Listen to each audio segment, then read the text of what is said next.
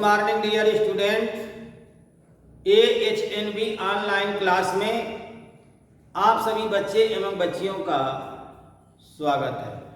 बच्चों, आज हम लोग क्लास 12 सब्जेक्ट मैथ्स में जो लेसन 4 चल रहा है डिटर्मिनेंट्स, और उस डिटर्मिनेंट्स में आप लोगों ने इसके पिछली वीडियो जो लेक्चर 5 आप लोगों के बीच में गई थी, उसमें हमने उपसारणिक और सह गुणनखंड के बारे में हम आपको बताए हैं। आज बहुत ही इंपॉर्टेंट आर्टिकल रहेगी बच्चों। आज का जो हेडिंग रहेगा हम लोग का सहखंडज आव्यूह। मैं इसके पहले कभी सहगुणनखंड में मैं कभी कभी सहखंडज बोल दिया करता था, तो वह सहखंडज आज यहाँ पर आ गया बच्चों। तो आइए शुरू किया जाए। आप लोग हेडिंग लिखेंगे सहखंडज आव्यूह या आव्यूह का सहखंडज। तो हम केवल इतना ही लिख देते हैं सहखंडज।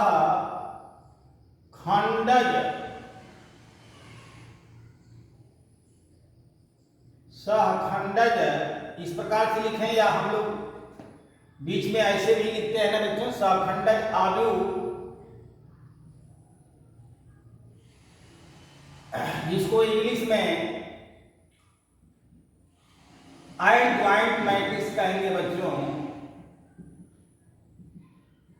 एडजॉइंट मैट्रिक्स अर्थात इस हेडिंग का अर्थ यह है कि यदि कोई स्क्वायर मैट्रिक्स दिया गया होगा। देखिए, यह चैप्टर का नाम तो डिटर्मिनेंट्स है, मगर डिटर्मिनेंट्स भी यह मैट्रिक्स से ही आपको आया था। इसलिए इस डिटर्मिनेंट्स में हम लोग यह सहखंडज आव्यूह पढ़ेंगे। क्यों पढ़ेंगे? क्योंकि यह आपको इस चैप्टर के अंदर भी या इसमें जब हम लोग इनवर्स मैट्रिक्स निकालेंगे, तो इनवर्स मैट्रिक्स निकालते समय डिटर्मिनेंट्स की जरूरत पड़ेगी बच्चों। तो इसलिए इसमें यह जो चैप्टर बनाया गया डिटर्मिनेंट्स, उसमें यह हेडिंग आई है सहखंडज आव्यूह। और सहखंडज आव्यूह क्या होता है, किसी दिए हुए आव्यूह का हम लोग सहखंडज आव्यूह कैसे निकालते हैं, आइए हम लोग देखा जाए। तो यहां पर होगा क्या बच्चों कि कोई एक मैट्रिक्स स्क्वायर मैट्रिक्स दिया रहेगा बच्चों। स्क्वायर मैट्रिक्स दिया रहेगा, यानी यहां पर मैं लिख देता हूं कि Aij, मैं यहां लिख देता हूं Aij, और यहां पर यम गुणे यम लिखें या यन गुणे यन लिखें। तो कहने का अर्थ यह है, यदि कोई स्क्वायर मैट्रिक्स दिया हुआ है, चाहे वह 2x2 का हो या 3x3 का हो, तो आइए पहले हम लोग यहाँ पर अपनी सुविधा के लिए हम लोग यहाँ से समझने के लिए हम लोग 3x3 का कोई मैट्रिक्स हम लोग लिखते हैं। जैसे A11, A12, A13, A21, A22, A23, और यहां से A31, A32, A33 हम लोगों ने लिखा बच्चों। और यह स्क्वायर मैट्रिक्स है, अर्थात 3x3 का है। और यहां से यह हमने एक मैट्रिक्स A लिख लिया। अब ध्यान दीजिए बच्चों, क्या करना होगा कि प्रत्येक अवयव का हम लोग सहगुणनखंड निकालेंगे। प्रत्येक अवयव का सहगुणनखंड निकालेंगे। नंबर एक मैं यहां लिख दे रहा हूं कि प्रत्येक अवयव का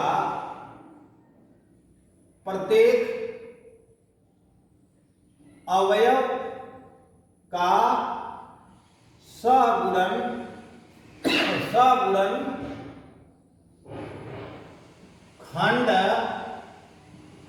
ज्ञात करेंगे। नंबर 1, प्रत्येक अवयव का क्या करेंगे बच्चों आप लोग? सगुणनखंड निकालेंगे, अर्थात कोफैक्टर ज्ञात करेंगे। इसके बाद प्रत्येक अवयव के सगुणनखंड को एक आव्यूह के, प्रत्येक अवयव का जो सगुणनखंड आएगा उसको एक आव्यूह के रूप में सजाएंगे। इसको आव्यूह में जिस अवयव का हम लोग सगुणनखंड निकालेंगे बच्चों ना, उस अवयव की जो पोजीशन होगी उसी स्थान पर हम लोग एक मैट्रिक्स हम लोग बनाएंगे, अर्थात प्रत्येक अवयव के सगुणनखंड को मैट्रिक्स के रूप में रखेंगे। प्रत्येक अवयव के सगुणनखंड को एक दूसरे आव्यूह के रूप में लिखेंगे। इसका क्या अर्थ हुआ बच्चों? कि जिस अवयव का आप सगुणनखंड निकालेंगे उस अवयव के स्थान पर हम लोग उसके सगुणनखंड के मान को रखेंगे। जैसे कहने का अर्थ यह है, देखिए यदि मैं मान लेता हूं नंबर सेकेंड वाले में, देखिए ध्यान दीजिए, यह फर्स्ट तो प्रत्येक अवयव का सगुणनखंड निकल जाएगा और सगुणनखंड को हम मान लेते हैं कि इसको हम लोग सगुणनखंड को किस अक्षर से मानते हैं? हम लोग सगुणनखंड को फैक्टर यानी सी से मानते हैं हम लोग। तो या तो हम लोग यहाँ पर सी लिखें या हम लोग समझने के लिए इसको फैक्टर को हम लोग लिख देते हैं। चलिए यहाँ से मैं लिख दिया C11, C12, C13, C21, C22, C23, C31, C32 और C33 हम लोगों ने लिख दिया बच्चों। और इस आव्यूह को, इस आव्यूह के अलावा किसी दूसरे आव्यूह के अक्षर से इसको मान लीजिए। फिर समझिए, मैं आपको पूरा समझाने की कोशिश कर रहा हूं बच्चों। जैसे कोई अगर आव्यूह स्क्वायर मैट्रिक्स का दिया हुआ है, चाहे वो क्यों न 2/2 का हो या 3/3 का हो, तो प्रत्येक अवयव का सगुणनखंड ज्ञात करेंगे। जैसे A11 का सगुणनखंड निकालते हैं ना, तो वह सगुणनखंड का मान निकालेंगे, उस अवयव का सगुणनखंड ज्ञात कर लेंगे। और जब सगुणनखंड का मान निकल जाएगा तो जिस अवयव का सगुणनखंड निकालेंगे उसी अवयव के स्थान पर उस अवयव के सगुणनखंड का मान रखेंगे। जैसे मान लेता हूं कि A11 का सगुणनखंड जो आया C11 आ गया, A12 का सगुणनखंड C12 आ गया। उसको जब हम लोग एग्जाम्पल लेंगे बच्चों ना, तो वह हम आपको एकदम क्लियर कर देंगे। यहाँ देखिए A13 का सगुणनखंड को फैक्टर जो हम लोगों ने निकाला वो आ गया, मान लेता हूं कि C13 आ गया। इस तरह से यहां से A21 का सगुणनखंड C21 लिख दिया। मैं ऐसे सगुणनखंड को लिख लूंगा। इसके बाद क्या करेंगे, सगुणनखंड वाले आव्यूह को परिवर्त कर देंगे। सह गुणन खंड वाले आव्यूह, सगुणनखंड वाले आव्यूह, जो सगुणनखंड का आव्यूह आया है, आव्यूह को परिवर्त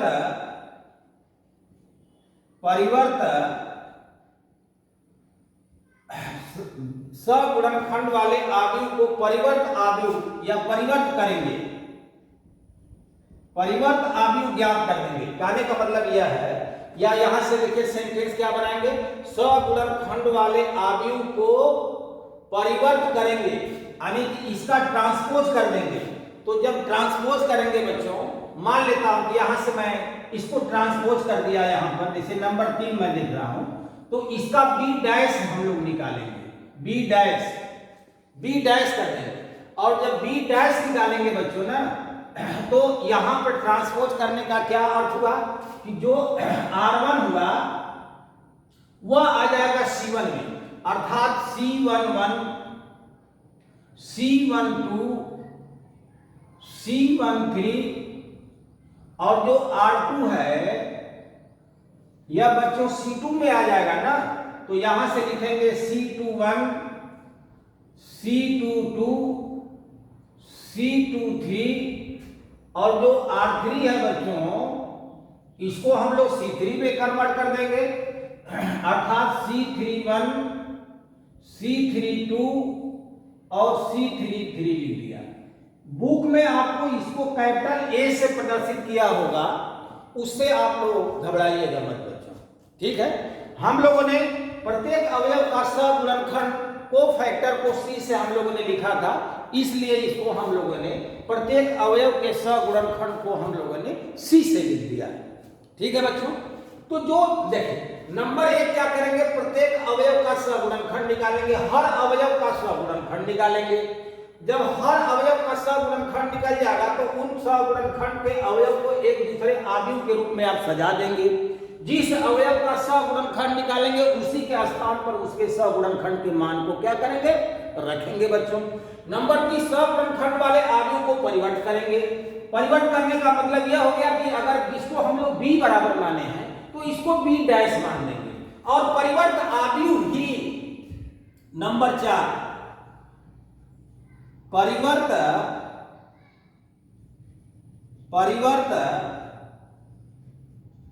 आव्यूह ही सखंडज आव्यूह होगा, यानी दिए हुए आव्यूह का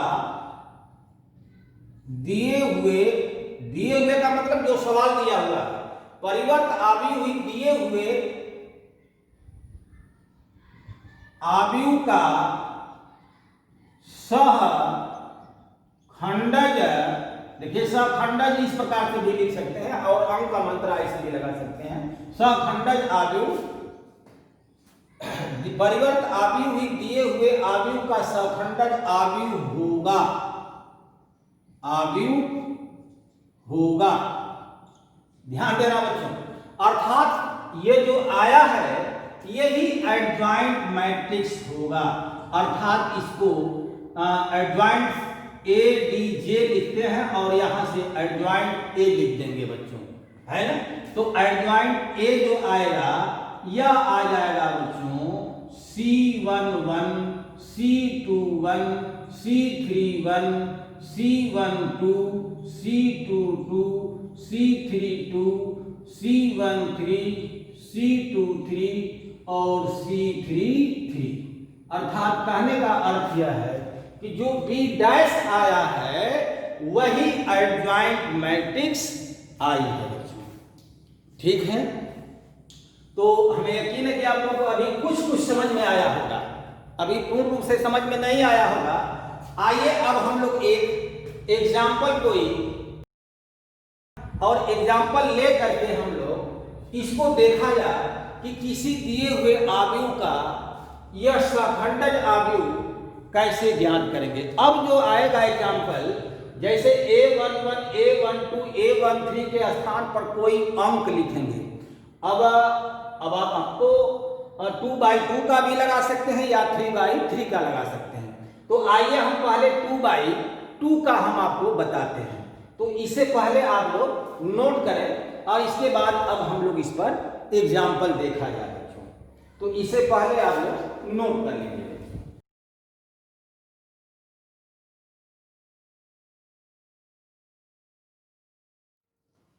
आइए बच्चों, अब हम लोग आर्टिकल हम लोगों ने देख लिया।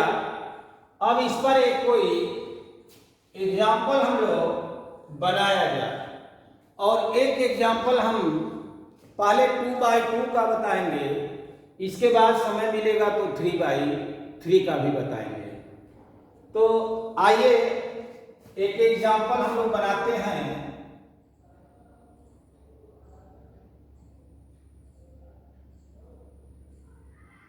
एग्जाम्पल यहां पर मैंने 1 लिखा और मान लेता हूं कि यहां से कोई एक आव्यूह है और जो आव्यूह यहां पर दिया हुआ है, मान लेता हूं कि यहाँ 5 लिखा है, यहाँ 3 लिखा है, यहाँ पर 4 लिखा है और यहाँ पर 2 लिख दिया गया है ना।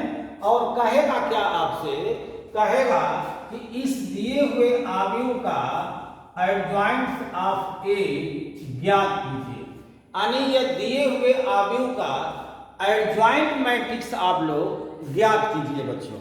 तो आइए हम लोग इसके पहले आर्टिकल पढ़े हैं कि प्रत्येक अवयव का सगुणन खंड निकालेंगे। तो जैसे मैं लिखता हूं कि 5 अवयव, 5 या अवयव 5 अवयव का सगुणन खंड।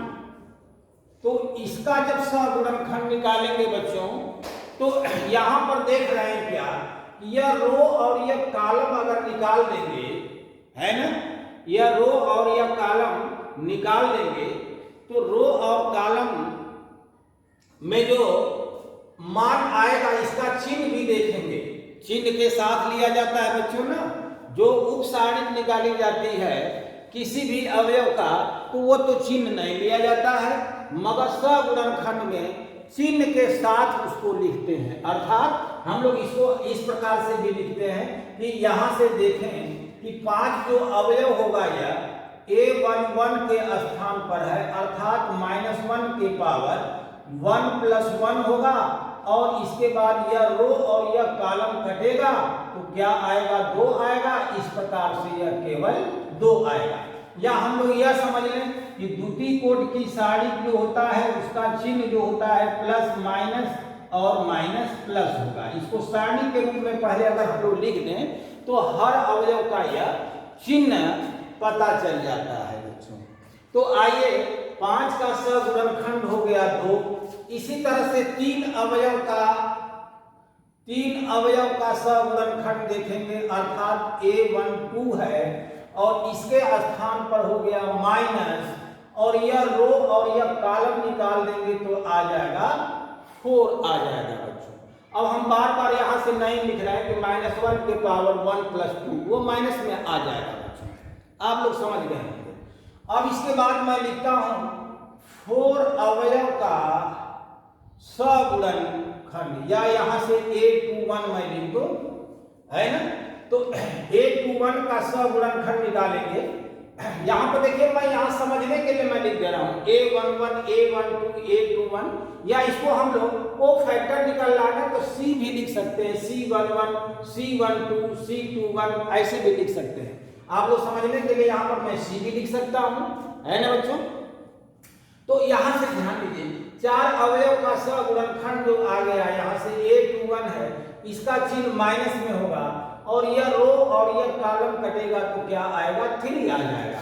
इसी तरह से मैं लिखता हूं 2 अवयव का सगुणनखंड, या यहां से a22 लिखूं या यहां से c22 लिख दूं, समझने की बात है। और इसका चिन्ह क्या है, प्लस है, तो इसलिए यह रो और यह कॉलम कटेगा तो क्या मिलेगा बच्चों, 5 मिल जाएगा। ठीक है। तो पहला नंबर आप लोगों ने देखा था कि दिए हुए आव्यूह में क्या करते थे, नंबर 1 कि प्रत्येक अवयव का सगुणनखंड ज्ञात करते थे। तो आप लोगों ने 5 का भी सगुणनखंड निकाल दिया, 3 का भी सगुणनखंड निकल गया, 4 का भी सगुणनखंड निकल गया और 2 का भी सगुणनखंड ज्ञात हो गया बच्चों। अब क्या करेंगे कि इसको आव्यूह के रूप में हम लोग सजाएंगे। मान लेता हूं, देखिए क्या हम लोग सजाएंगे, जैसे मान लेता हूं यहां पर यह 5 जहां रहा होगा, इस अवयव का सगुणनखंड कितना आया, 2, तो हम लोग यहां पर 2 लिख देंगे।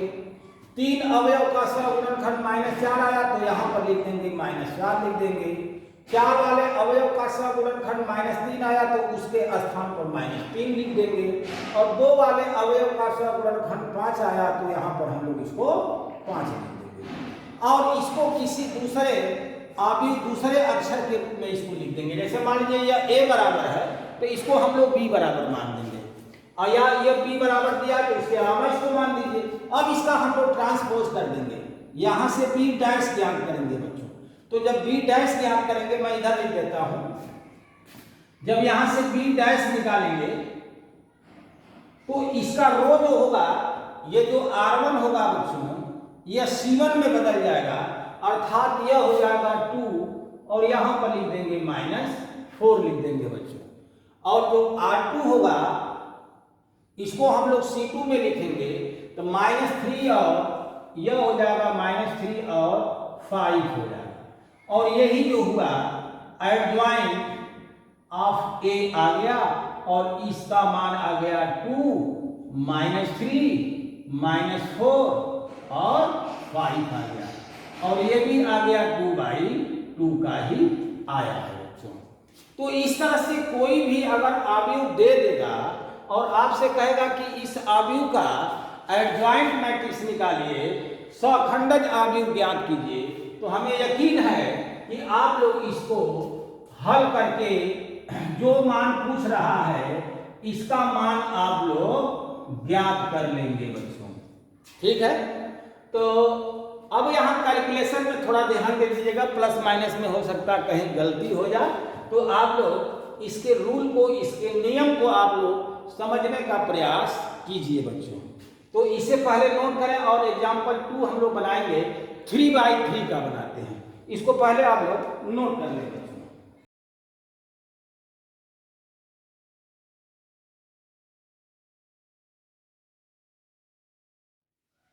आइए बच्चों, अब हम लोग अगला एग्जाम्पल देखते हैं। एग्जाम्पल नंबर कोई 2 लिया जाए और इस एग्जाम्पल को हम लोग 3/3 ऑर्डर का कोई एक मैट्रिक्स लिया जाए और उस मैट्रिक्स से हम लोग एडजॉइंट मैट्रिक्स ज्ञात किया जाएगा। तो आइए, जैसे मैं कोई एक एग्जाम्पल 2 हम लोग बनाते हैं, जैसे मान लेता हूँ यह एक कोई मैट्रिक्स यहाँ लिख देता हूँ, यहाँ पर ये 1 3 2 4 5 6 लिख दिया, और यहाँ पर मान लेता हूँ, लिख दे रहा हूँ 3 4 और यहाँ पर मैं 2 लिख दिया, मान लेता हूँ। इस तरह से मैंने एक एग्जाम्पल बना दिया बच्चों। ठीक है, और इसी टाइप का आपके बुक में जो एक्सरसाइज अगली आ रही है बच्चों, उसमें कुछ क्वेश्चन भी होंगे। कोई आव्यूह दे देगा और कहेगा कि इसका एडजॉइंट मैट्रिक्स आप ज्ञात कीजिए। ठीक है, तो वो 4 एक्सरसाइज आ रही होगी, आप लोग उसको जरूर घर पर देखिएगा बच्चों। मगर यहाँ पर मैं नंबर 1 पर क्या करेंगे हम लोग बच्चों, कि जो भी आव्यूह दिया हुआ है उस आव्यूह के प्रत्येक अवयव का सगुणनखंड निकालेंगे।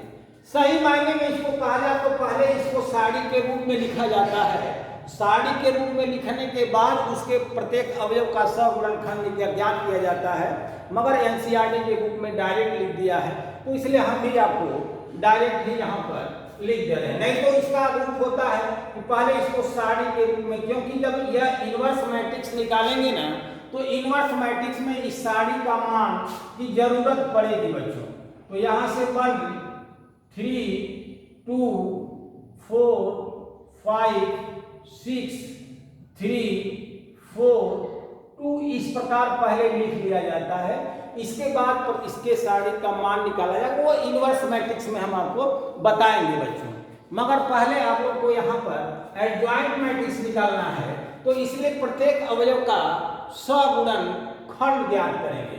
जैसे मैं लिखता हूं कि यहां से एक अवयव या A11 या एक अवयव का सह गुणनखंड ज्ञात करेंगे। तो इसका चिन्ह क्या होगा बच्चों, हम लोग डायरेक्ट लिख दे रहे हैं यहां से plus minus plus minus plus minus और प्लस माइनस प्लस, इस तरह से प्रत्येक अवयव का चिन्ह होगा। तो हम लोग यह A11 का है या एक अवयव का सगुणनखंड जब कहेंगे बच्चों, तो इसका चिन्ह क्या होगा, प्लस होगा। अब इसके बाद क्या करेंगे, इसके रो और इसके कॉलम को काट देंगे, तो मिलेगा क्या आपको 5 6 या यहाँ से निकाल दें 5 6 हो गया और यहाँ पर हो गया 4 और 2 हो गया, है ना बच्चों। तो इसके बाद हम लोग इसको और आगे सॉल्व करेंगे तो प्लस लिख दें और यह हो जाएगा 5 गुना के 10 और यह हो जाएगा 4 छक्का 24 और 10 में से 24 निकालेंगे तो यह आ जाएगा -14 आ गया। ठीक है बच्चों।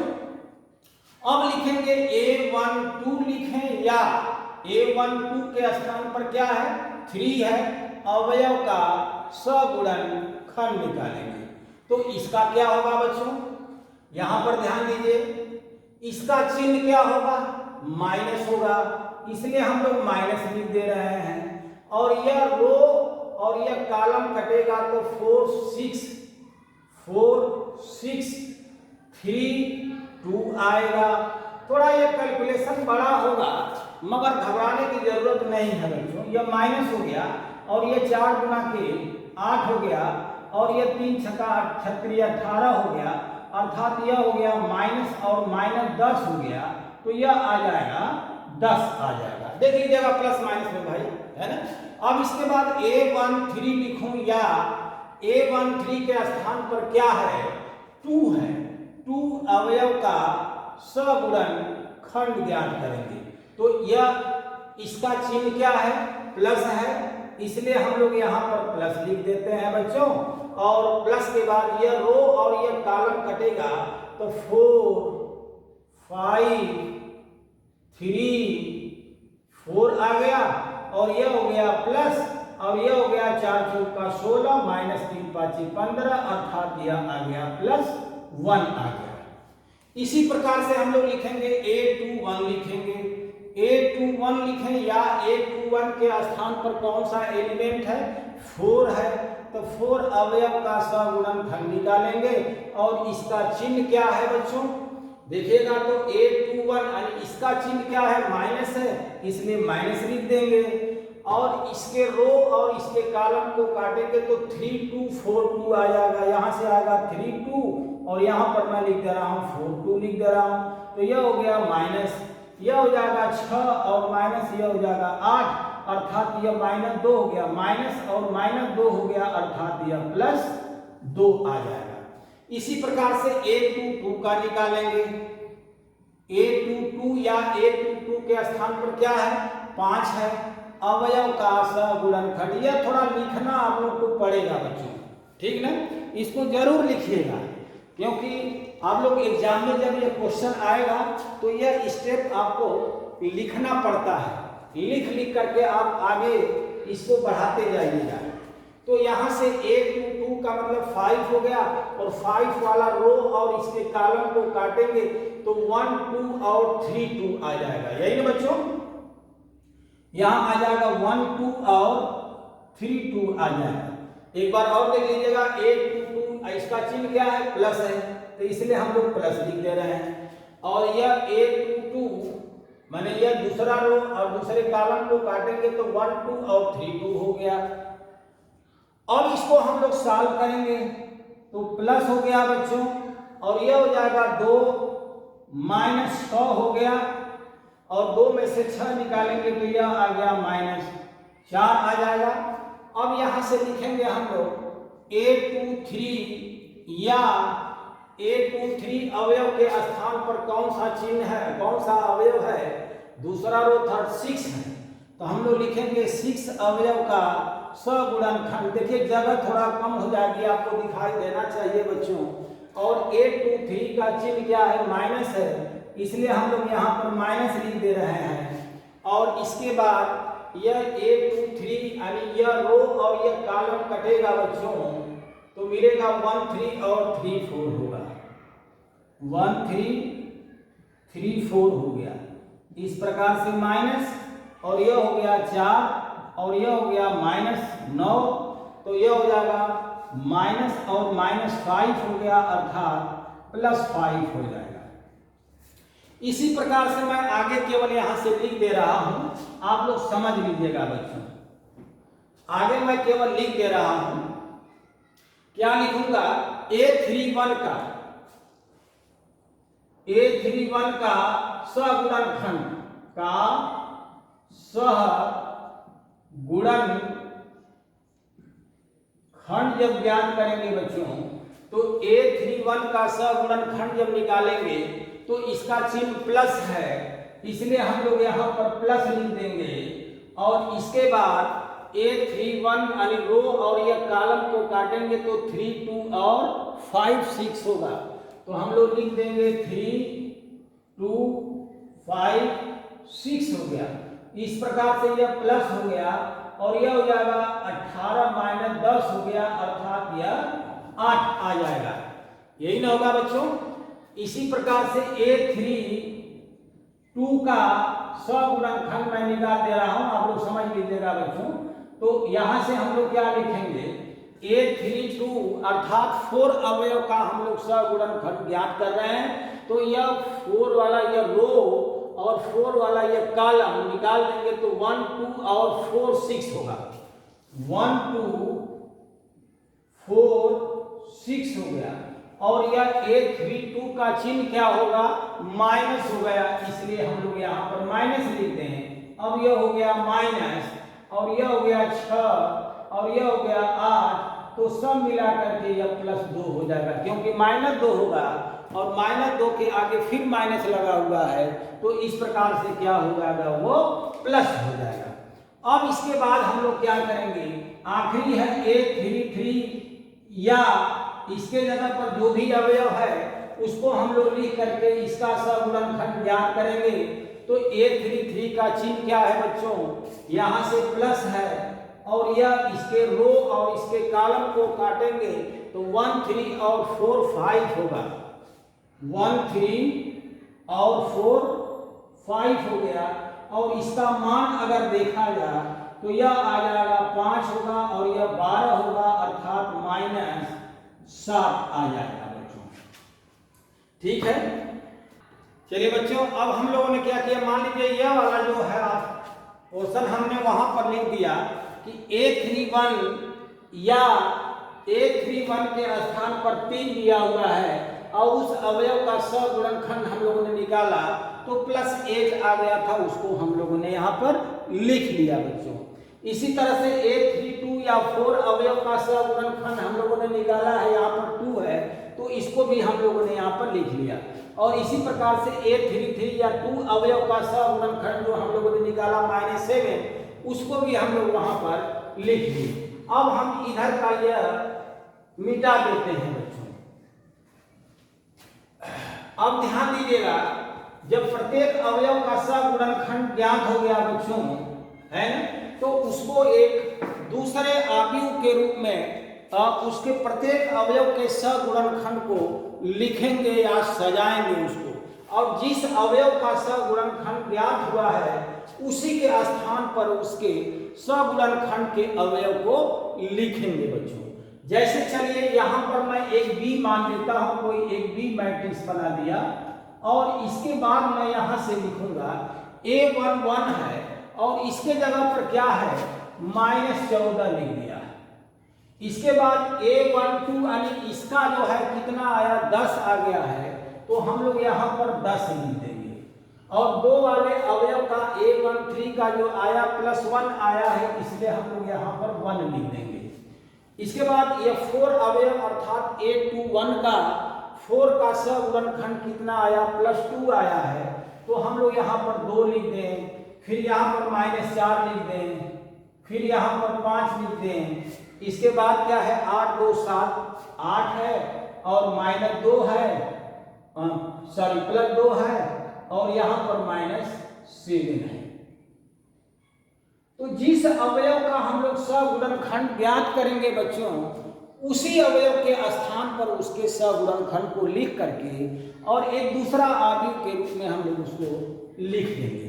अब इसके बाद इसका ट्रांसपोज करना है, तो ट्रांसपोज मैट्रिक्स आप लोग समझ रहे होंगे। ट्रांसपोज मैट्रिक्स हम लोग यहां से निकालेंगे, अर्थात ये परिवर्त आव्यूह इसको ज्ञात करेंगे। और परिवर्त कैसे इसको निकालेंगे बच्चों, कि यहां से हम लोग B डैश कर दें या B के पावर T भी हम लोग लिख सकते हैं, है ना बच्चों। तो यहां से ट्रांसपोज जब करेंगे तो जो रो होगा उसको हम लोग कॉलम में बदल देंगे अर्थात यहाँ पर हो जाएगा -14, यहाँ पर 10 और यहाँ पर 1 हो गया। इस प्रकार से यहाँ से 2 -4 5 हो गया और यहाँ पर आ जाएगा यह 8 होगा, यह 2 होगा और यहाँ पर -7 हो जाएगा। और ये जो आया बच्चों B' जो आया यही आव्यूह जो है एडजॉइंट मैट्रिक्स कहलाएगा और जिसका मान आप लोगों के सामने आ गया है, हम इसको लिख दे रहे हैं।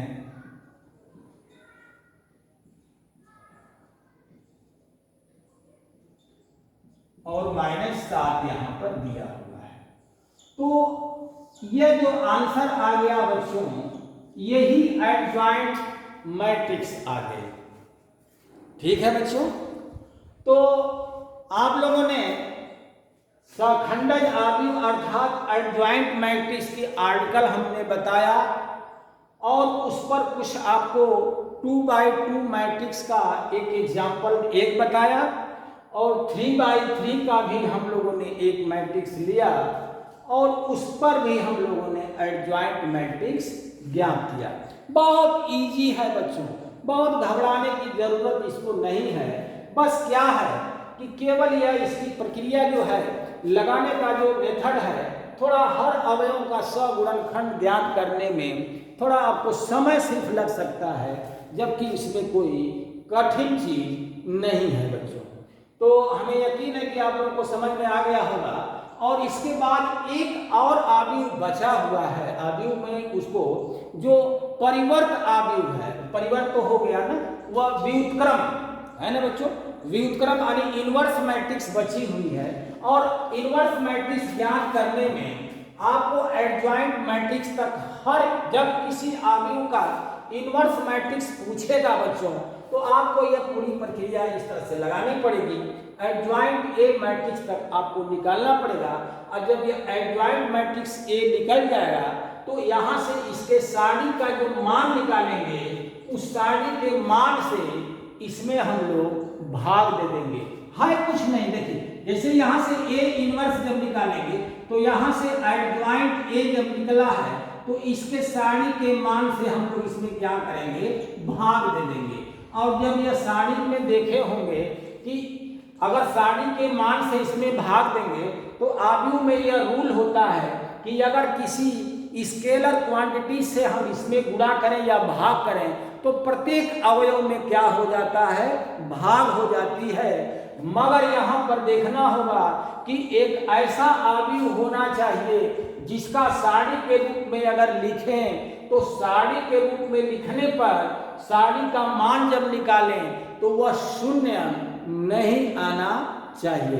तो अब समय चूंकि वीडियो लंबी हो जाएगी, इसलिए हम आपको इसके बाद वाली जो आर्टिकल बनाएंगे, जो लेक्चर बनाएंगे, जो पार्ट बनाएंगे, उसमें आपको ए इनवर्स मैट्रिक्स पर आपको बताएंगे और आप लोग घर पर कुछ क्वेश्चन लगा सकते हैं। आप चाहें तो लगा भी सकते हैं। आपको एडजॉइंट मैट्रिक्स निकालिएगा और उसके सारणी के मान से उसमें भाग दे दीजिएगा तो वह ए इनवर्स निकल जाएगा बच्चों।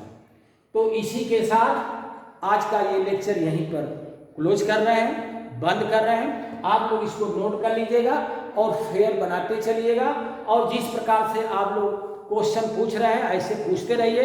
अगली एक्सरसाइज जो 4.2.1 आ रही है उसमें यदि कोई सवाल एनसीईआरटी की बुक से नहीं लग पा रहा हो तो आप लोग हमें कमेंट बॉक्स में लिख करके जरूर बताइए, ताकि इस एक्सरसाइज को जल्द से जल्द समाप्त करें और अगला लेसन हम लोग स्टार्ट करें बच्चों।